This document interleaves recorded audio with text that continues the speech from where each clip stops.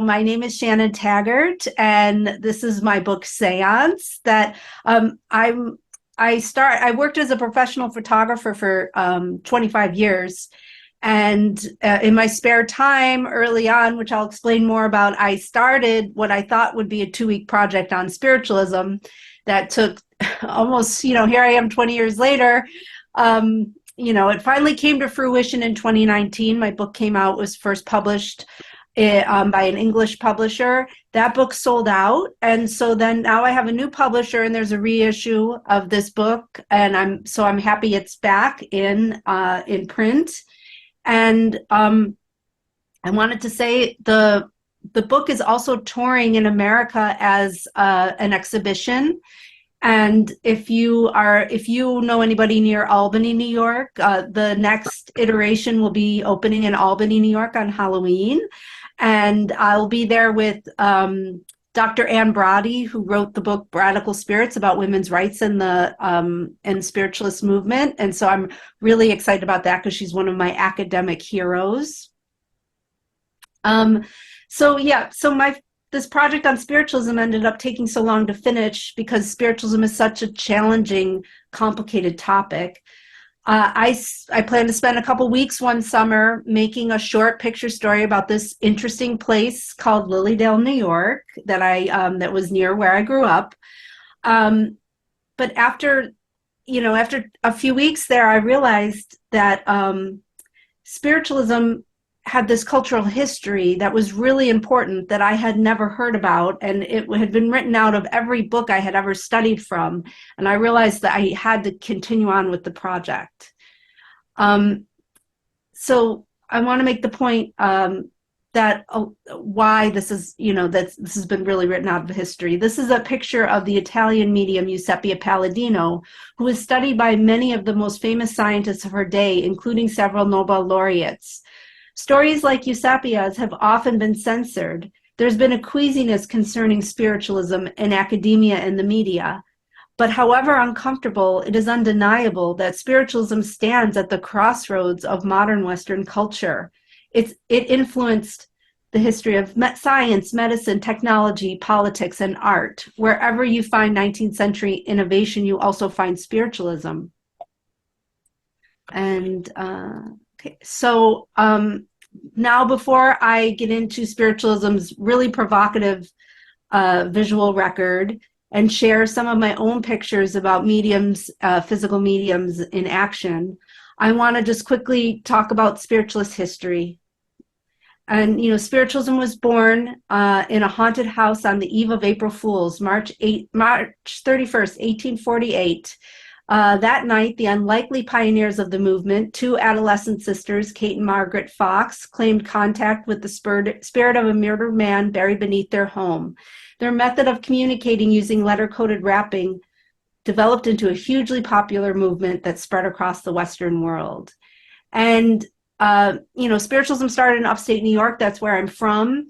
And it started in an area that is known as the Burned Over District, where many, up to 30 different religious and communal movements began. And this history is with this kind of phenomena, with all of this eruption of Mormonism and Seventh-day Adventism. The Shakers were there. This is unparalleled in social and religious history, and nobody really knows why this happened in upstate New York. And a lot of growing up in upstate New York, nobody even talked about this history. As American spiritualism developed into a new religious movement, it aimed to merge religion and science. And to this day, it is described as a science, a philosophy, and a religion. And spiritualism was not only give a voice to the departed, but also the disenfranchised. Reformers and radicals of all stripes were drawn to the movement, particularly the women's rights movement, because spiritualism placed men and women as equal. It was a radical religion in this sense. And at a time when it was dangerous for women to speak in public in America, spiritualists allowed suffragettes such as Susan B. Anthony to speak on stage. And the first woman to run for president in the United States was Victoria Woodhull, who campaigned proudly as a spiritualist. And as spiritualism developed, scientists were proving that the invisible was indeed real. And they demonstrated that unseen forces do surround us and they have agency in our lives. Radiation was discovered, the germ theory of disease was proposed, the power of electricity was harnessed, invisible communication happened with the telegraph, the telephone, the phonograph. And some of these esteemed scientists who made these discoveries were also investigating spiritualism, including the Curies, who studied Giuseppe Palladino, and Thomas Edison, who worked on a device to talk with the dead during the last 10 years of his life. And one very remarkable thing I learned in my research was that spiritualism helped birth forensic science. Cesare Lombroso, the man who invented forensic science, got the idea through studying seances and trying to track the presence, an absent presence. So he used the same tools in early forensic science that he used to investigate seance rooms. And, one of the most important scientists of the 19th century, Sir William Crookes, whose inventions paved the way for the invention of television, he spent 30 years investigating spiritualism, and he was the first person to ever photograph a full materialization. So he was really one of the first seance photographers. And creative figures were also inspired by spiritualism, including the author William Butler Yeats, who channeled his novel A Vision through the mediumship of his wife. Carl Jung did his medical dissertation on seances he conducted with his cousin. The Surrealists famously co-opted spiritualist techniques of automation and use of the trance state. But now art historians are acknowledging that spiritualism helped ignite the very birth of modern art. Spiritualist mediums who were also artists, such as Georgiana Houghton and Hilma af Klint, are now confirmed as pioneers of abstract painting, both predating Vasily Kandinsky, who's known as the father of abstract art. And in Houghton's case, her works predate Kandinsky by over 50 years. And this is actually in Australia. This piece I was able to license from the church in Australia. And so Hilma af Klint's, she had a big retrospective in New York City. It was the Guggenheim Museum's most popular exhibition ever, its best-selling catalog. It was an absolute blockbuster. And recently at the Venice Biennale, there was a whole pavilion devoted to seance photography.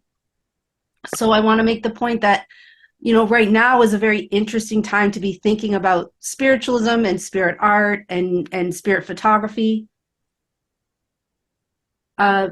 So the spiritualism's cultural legacy was my first big shock, learning things like our American president, Abraham Lincoln, and his wife, Mary Todd, hosted seances in the White House. But what I found really shocking is I didn't know that spiritualism and photography had been linked since their beginnings. This history of photography became very interesting to me because I had never heard about it before. Spiritualism's photographic past is one of the most bizarre, absurd, and uniquely unsettling chapters within the history of photography. And one of the most mind-blowing things for me to realize that spiritualism was the first religion to use photography rather than painting. You could say that spiritualism is to photography as Catholicism is to painting. And so my work became an attempt to build on this record of visual history. And I first learned about spiritualism as a teenager because my cousins went to Lilydale, and at a message service, you sit anonymously. They hold them all throughout the town during the summer.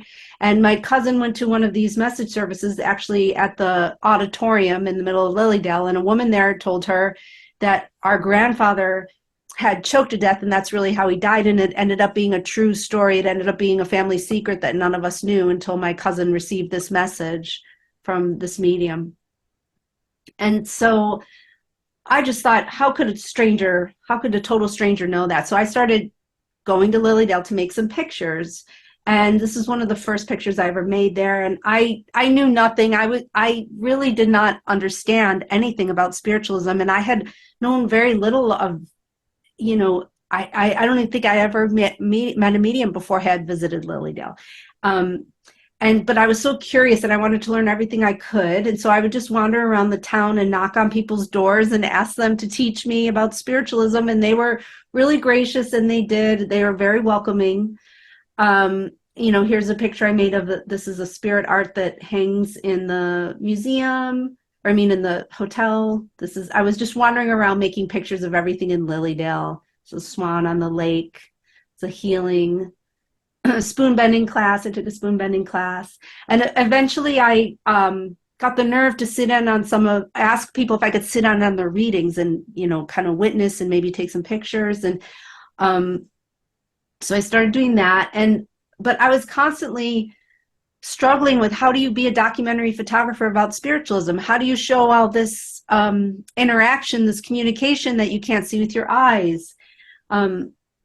And eventually I was allowed to bring my camera into seances, but I struggled with, how do you photograph a seance? And especially even if it's dark in there. It's technically challenging, but it's also really hard to make a picture that's true to the event. How do you photograph the invisible?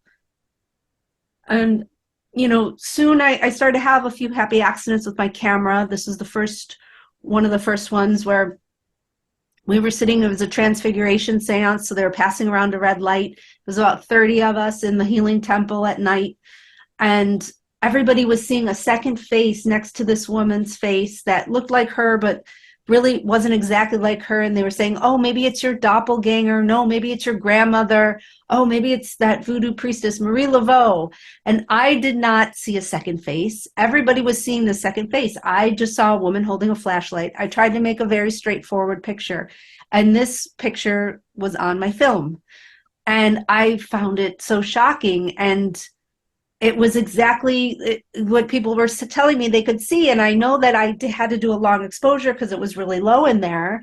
So I understand that it could, my shutter affected this image, but I couldn't get over the fact that it was exactly what everybody was seeing with their eyes. So it's like a photographic synchronicity. And then, another time I was at the museum and I got this picture of an orb on this woman, 2 different rolls of film, 2 different frames, different part of the frame, but the same purple orb right near her.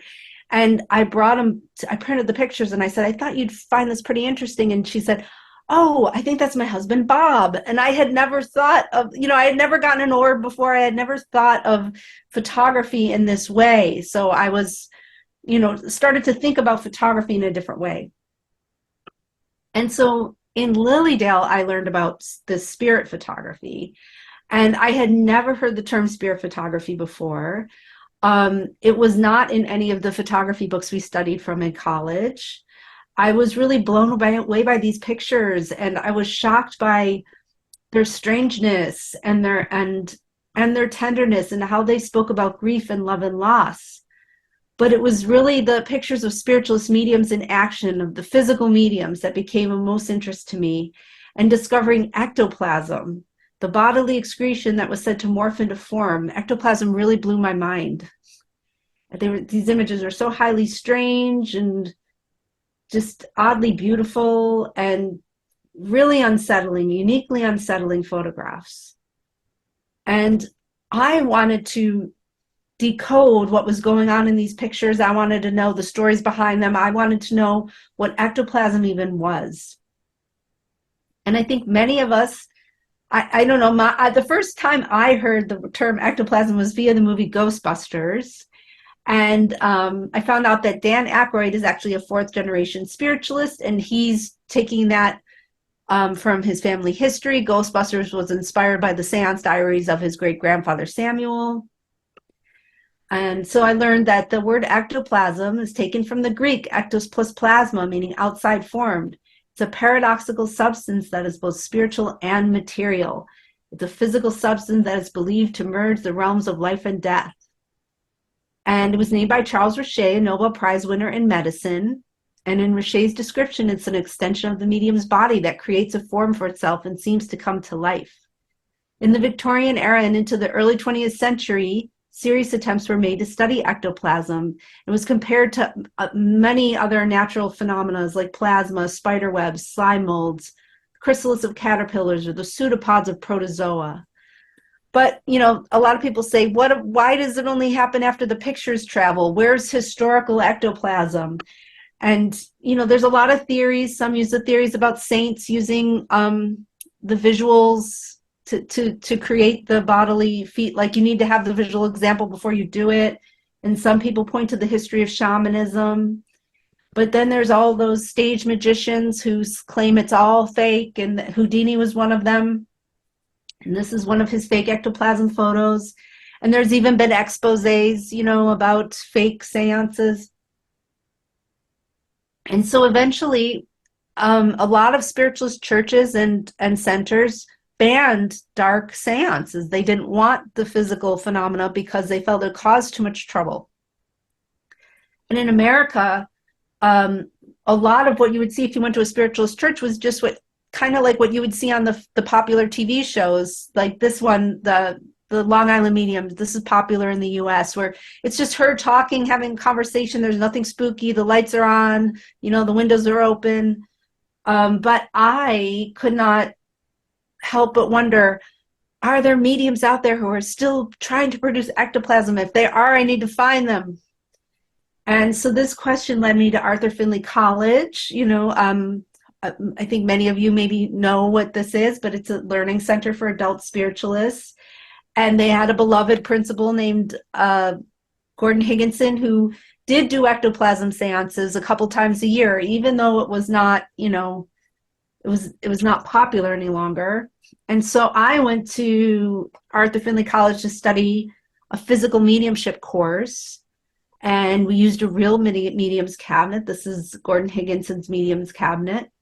And this is us like learning how to use the cabinet. This was our seance classroom. All week, every morning and afternoon, we sat in the dark and sang, calling the spirits in, asking them to appear. And we were told ectoplasm is very dangerous to produce and that only the very best mediums can produce it. And each of us as students had to take a turn in the medium's cabinet to see what would happen. But by the middle of the week, we had no ectoplasm and nothing was really going that well. And our teacher said he thought, you know, we were all probably pretty bad physical mediums. It's really hard to be a physical medium. And you know, he could do it, but, you know, our group together, we just were ruining the vibe and nothing was going to happen. And everybody was so sad. And at the coffee break, this woman, Sharon Harvey, who is a friend of mine now, and she's also, I photographed her for the book, but she rushed in with tissue all over her head and passed out and said, "Oh, look, I've got some." And, you know, that joke, Sharon's joke, and this wax artifact were as close as we got to ectoplasm. And shortly thereafter, you know, I'd been working on the project for about 4 or 5 years at this point, and I said, I don't think I'm ever going to find ectoplasm, and I don't think this is a project I can do a documentary photography project about, because there's so much invisible stuff going on, and how do I even, you know, so I thought I'd never do anything with these pictures. It would never go anywhere.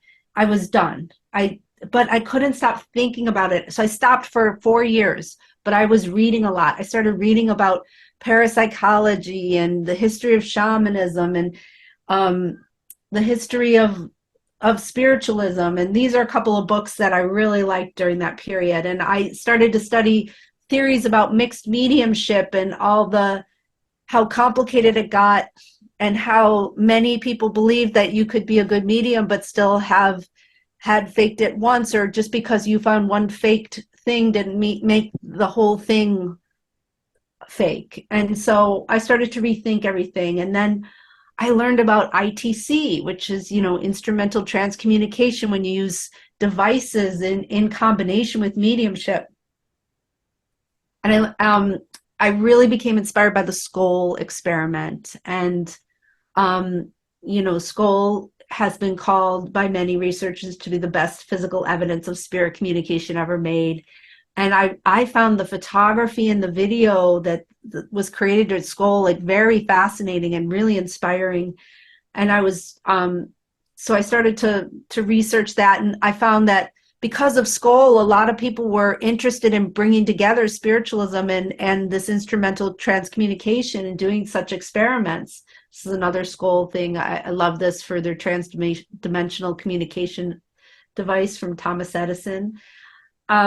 So I picked up the project again, and after this break, and trying to find people doing ITC and spiritualism and using photography and all devices. And, I learned about EVP and ghost boxes, and even people were trying to do dome experiments like skull. And I found all of this really fascinating and inspiring, and how the way they were using their technology in this in a way that's very different from the way you're trained to do it in a photo school. And I also learned that there was the spirit photography of today, which is orb photography. I had never heard of this. And I started researching that and finding out that, people had made orbs in clean rooms, and that people were most concerned with making the orbs move or respond or have it interact with your consciousness. And they weren't that hung up on calling it dust or water particles. They're trying to work with these orbs. And, so I'm imagine, I have a lot of orb stuff in here because I imagine a lot of people in the art world have never heard of orb photography before, but I think this audience probably has. This is a picture I took of orb calling at the stump in Lilydale. And I also discovered there were mediums out there who are using cameras to document themselves. This is a woman I hope to meet one day, who I'm friends with online, Annette Tolis, and she does really interesting experiments with thermal. And then she also does experiments with her eyeglasses. And this is another medium, Linda, who also does the eyeglass scrying, where you put on your glasses and then photograph and try to see the spirits come in, and then match them up with loved ones. And so all of this, this is very, this is not the way professional photographers use photography, but it was very exciting to me. I thought it was very inspiring and interesting, and like a new way of thinking. And so I started doing my own experiments, and some of them are in the book. This is with water, with which to me looks like almost like a photographic face coming up. And then I did a water scrying experiment at Loch Ness. This is smoke scrying. I actually got my own orb photograph. So this, I was with orb photographers, and I said, oh, I'll go with you and I'll bring my camera, but I'm not going to get orbs because I never get orbs. And they said, oh no, if we say our prayers and you bring your camera, you will get orbs. And I got this orb photograph, and it's orb upon orb upon orb as far as you can zoom in on this file. And it wasn't a dust storm, and there weren't bugs. And so it's just really amazing to me.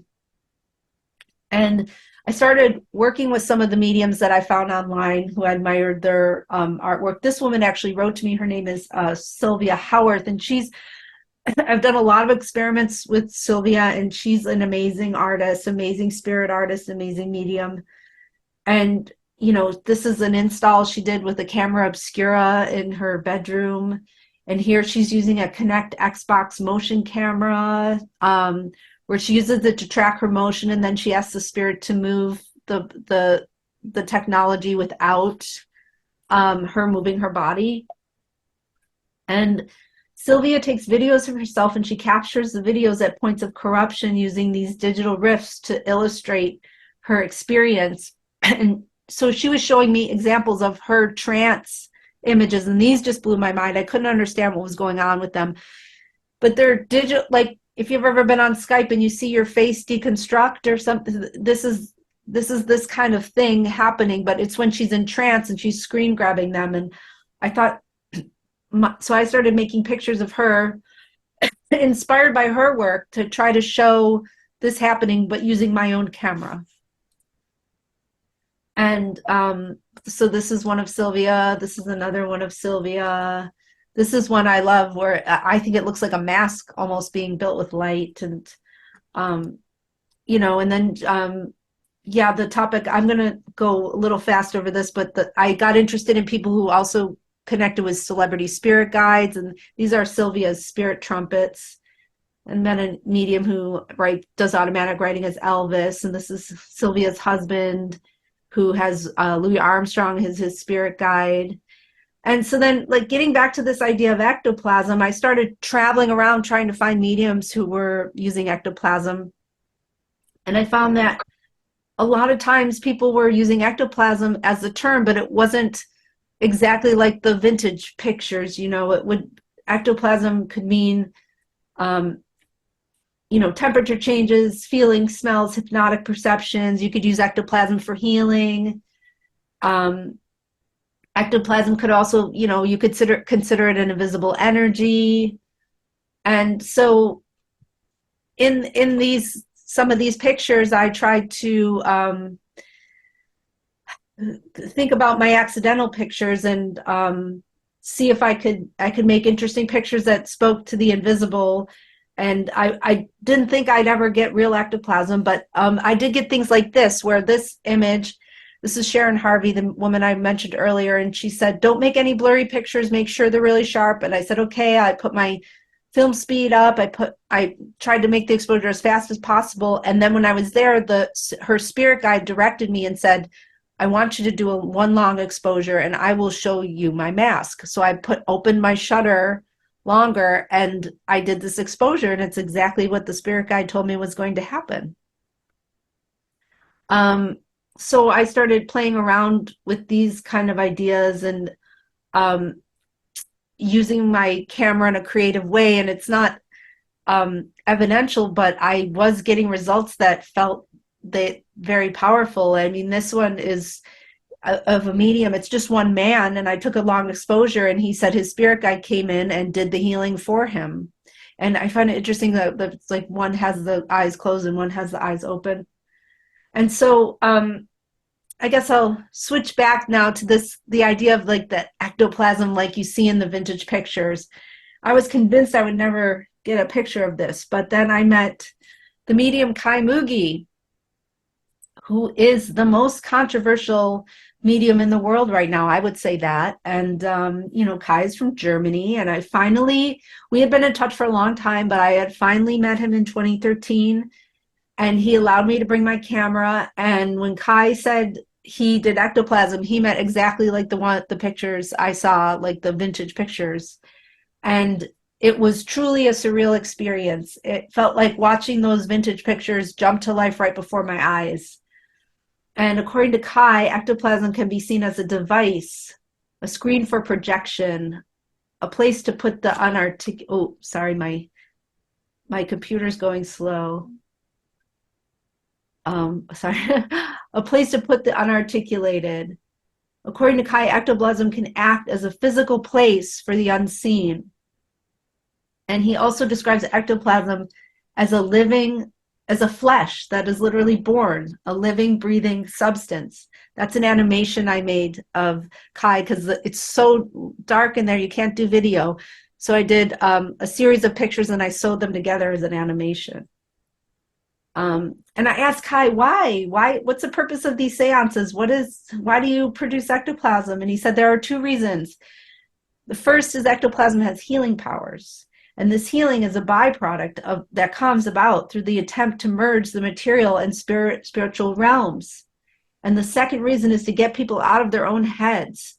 Kai says, we are not trying to make anyone believe anything. We are just happy if they have at least one thought outside of their normal thought pattern during our seance. And as soon as I made my first photographs of Kai, he was accused of fraud by several of the parapsychologists who were studying him.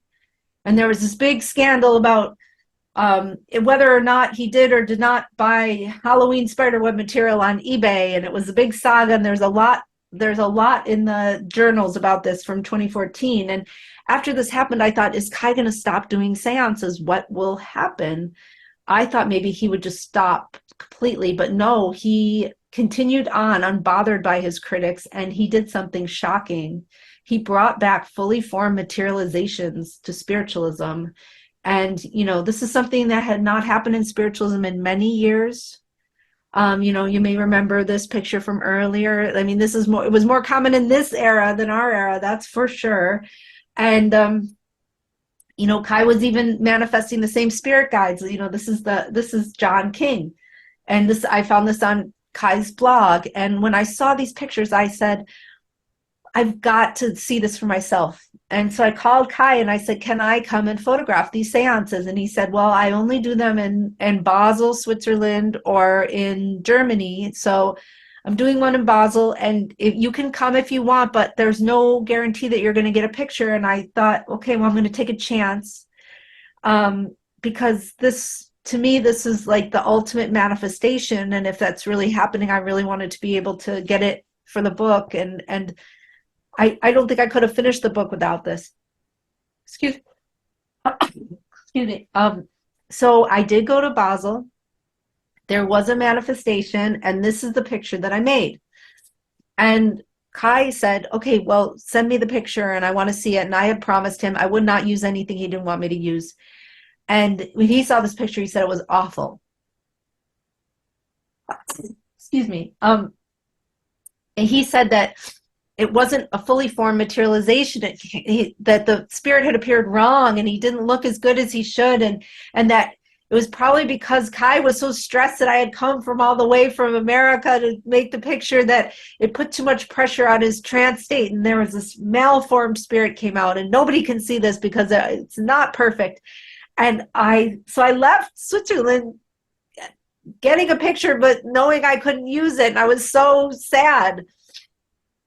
However, a few weeks later, the spirit of Alcott came back, and Marcus Kepler, who is Kai's regular photographer, got a great picture. And so Kai said, now that everybody sees what the spirit is supposed to look like, you could use your picture, but it's a bad picture, but you could use it.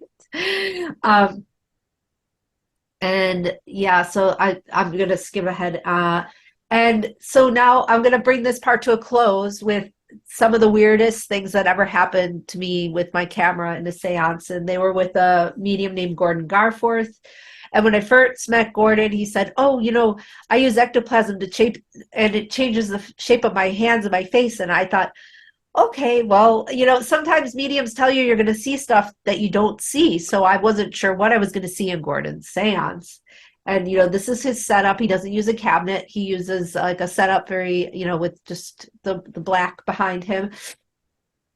And I sat in the front row and I had my camera, and about 20 minutes in, Gordon's wife, Gaynor, announced that the spirits would now use the ectoplasm to use his hands. And the next thing I saw was this, I saw his hand just skip into this gigantic hand. And I was so startled, I screamed out. And I know that you're not supposed to do that in a seance. It's very bad. But everybody else started gasping too. And I couldn't tell if they were seeing the same hand as me, or if they were just gasping because I had gasped. You know, I had said, you know, I made noise, and I was convinced that I had made up this hand in my mind or something, and that I'd have a normal hand on my camera when I saw the picture. But no, I have this picture of this gigantic hand, and it's the most magical thing I've ever seen in my life. And people tell me, oh, that's a glove, and it was not a glove. It did not, I mean, it was not that dark that I couldn't have seen him put on a glove, or it looked just like his flesh got into this gigantic hand. And then there's another picture. So there was another time Gordon went into a trance, and it was kind of impromptu, and it was a very dim situation.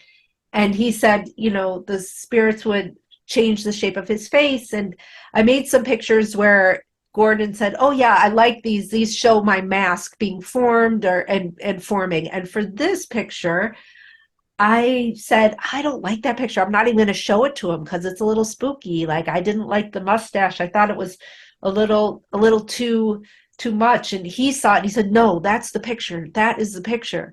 And so I put it on a thumb drive for him so he could have it. And I never thought of this picture again until later that year, like 9 months later. I was in England, and he invited me to his home, and he said, Shannon, I want to show you something. And he brought out this carte de visite of his great grandfather. And, you know, it does really look as if, you know, to me, it looks like the man in the picture. And so that's how I end the book. I know we're pressed for time, so I'm just going to go fast. You know, I have historical essays and art. talking about the history. Some pictures that have never been published. I wrote an essay explaining my work, and then there's 150 of my pictures. And then I write all the stories. So you get to hear, the history and the notes, and a lot of, I try to tell some of the funny stuff that happened too, like this medium. I had heard rumors that once upon a time he was a famous stripper in England, and I thought, oh, that's not real. And when I was researching the book, I found out he was a very famous male stripper for female bachelorette parties. His name was the Rhinestone Cowboy. So I was able to like tell about his life in the back of the picture. It's one of like the lighter notes. And I was able to, right when the book went to press, there was a big something really big happened in one of Warren Kaylor's seances, and I was able to add that in. And yeah, so I'm just going to skip ahead here. And then quickly, I have a few minutes, I'll just talk about my next book project, which should be out in a year.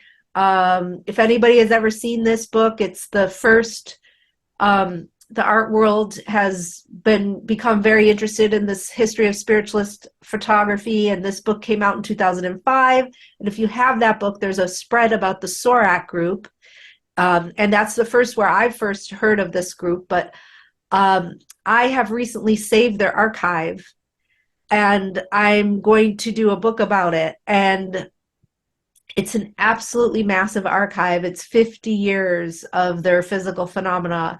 And so I have their, it's made by a man named John Thomas Richards, who was one of the founding members of the group. And it has audio, all the notes. I have all the notes. I have pictures of all their phenomena, spirit writing, letters. They made films. I even found the negatives. I'm now in the process of restoring these negatives. And the group was founded by a very famous American poet named John Neihart, who wrote the book Black Elk Speaks. And, all the materials I have were created by this person, John Thomas Richards. And here is Richards and Neihart in an early seance. And so this is just a sneak preview of some of their absolutely massive archive. This is a apported book. This is one of their trance sessions. They did a lot of experiments with boxes, observation boxes, floating dolls, levitating umbrellas.